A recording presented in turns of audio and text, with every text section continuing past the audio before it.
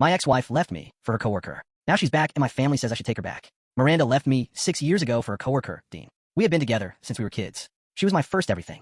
I worked 2 jobs while she finished college. When she got her first real paycheck, I took her out to celebrate. I thought we were about to start our life for real. 4 months later, I walked in and saw a half-open suitcase on the bed. She sat me down shaking and told me she had been seeing Dean from her office. She cried and said she loved me, but was in love with him. She said they had chemistry we never had. She moved in with him that night. The divorce took 10 days. She did not fight for anything. She did not take anything. When it was over, she asked if we could still be friends. I broke down in the courthouse lot and could not answer. I was 25 and wrecked. I could not eat for 2 weeks. My mom came and made soup and forced me to drink water. It took 3 years before I tried to date again. Last month, my mom called me with that careful voice she uses when she thinks I will get mad. She said Miranda had messaged her on Facebook.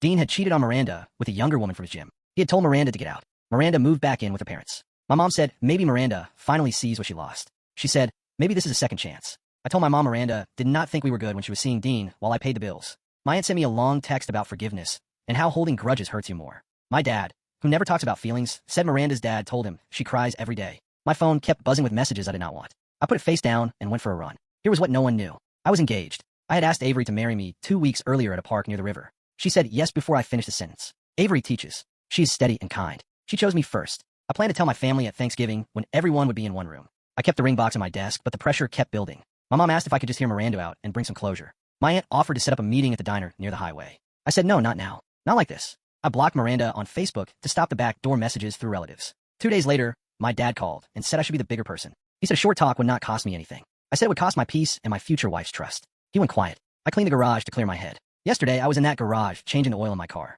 The doorbell rang. I wiped my hands and walked to the door. Miranda stood on my porch with a nervous smile and a folder in her arms. She looked older. She said hi like we had just missed a few weeks, not 6 years. I did not invite her in. I stepped outside and closed the door behind me. She took a breath and started a speech she had clearly practiced. She said Dean was the biggest mistake of her life. She said she never stopped loving me. She said she thinks about me every day. She said she was young and foolish. She said she threw away the best thing that ever happened to her. She reached into the folder and pulled out a letter she had written. The paper shook in her hand. She tried to hand it to me. I kept my arms at my sides. She said we were supposed to grow old together and that we could still have that. She said she had gone to counseling and had changed. She said she knew she did not deserve another chance, but she wanted to ask anyway. She said what she had with Dean was an illusion and what we had was real. I listened without interrupting. A car rolled past and a dog barked. She kept talking and her voice got smaller. She said she had told her parents she was going to fix it. She said she wanted to show me she could be steady. She said she would wait on the porch as long as it took. When she finally ran out of words, I said one sentence. I said, I'm getting married in 3 months.